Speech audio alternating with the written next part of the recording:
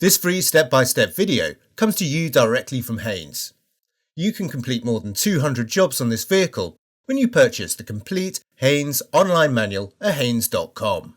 Rear light cluster bulbs renewal.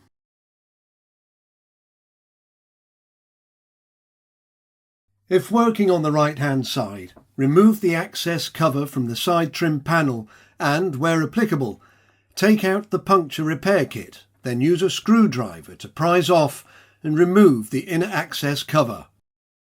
If working on the left-hand side, lift up the trim caps, undo the 2 screws and remove the stowage pocket door from the trim panel.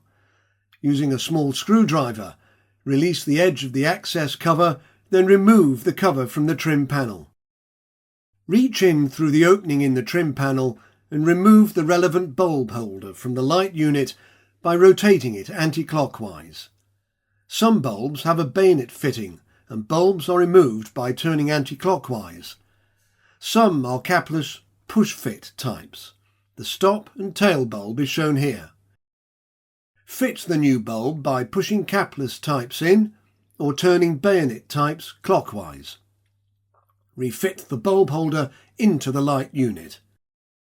If working on the left-hand side of the vehicle, refit the access panel followed by the stowage pocket.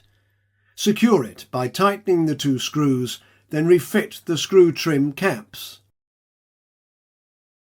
If working on the right-hand side of the vehicle, refit the access cover and the tyre repair kit, then refit the storage cover. Check that all lights operate correctly before driving the vehicle.